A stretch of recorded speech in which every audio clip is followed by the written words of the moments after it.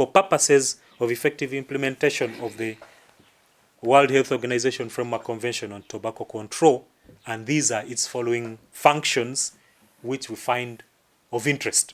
One of them is that the committee that is supposed to coordinate and monitor tobacco control interventions. These interventions include research, include enforcement, include packaging of the cigarettes, also include what are the contents that are supposed to be included on the cigarette packs, include also monitoring, display, and non-involvement or importation of the banned tobacco products. 2, they are supposed to advise the Minister of Health on policies and legislative measures relating to tobacco control, and in this case, the Tobacco Control Act implementing regulations.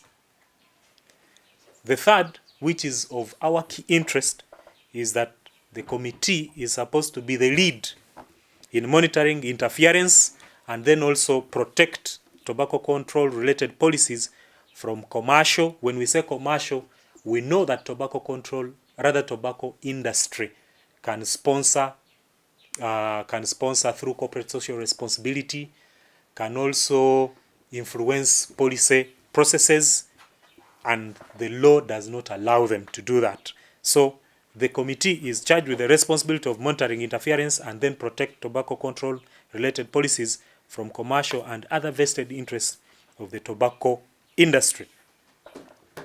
The civil society from the Tobacco Control Committee.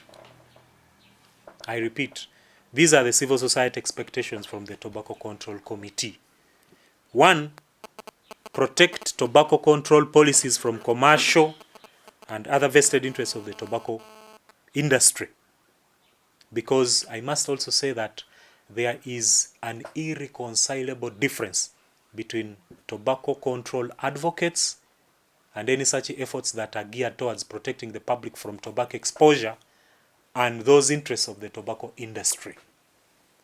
We are those mountains that never meet. 2, we require of the committee to demand strict and full enforcement of all sections of the Tobacco Control Act from the law enforcers.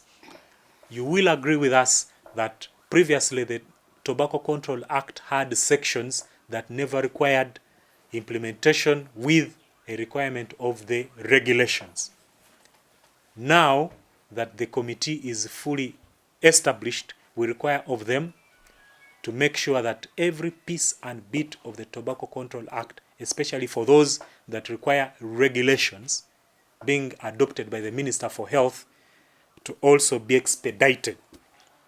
Execution of government officials that find themselves hobnobbing or interacting with the tobacco industry for purposes of self-gain and not for public health promotion or enforcement. The 4th, ensure adoption of strong Tobacco Control Act implementing regulations. We as tobacco control advocates or civil society for this cause, we require of the committee to come up with very strong, stringent, but very compliant to the Tobacco Control Act of the regulations that will implement the Tobacco Control Act.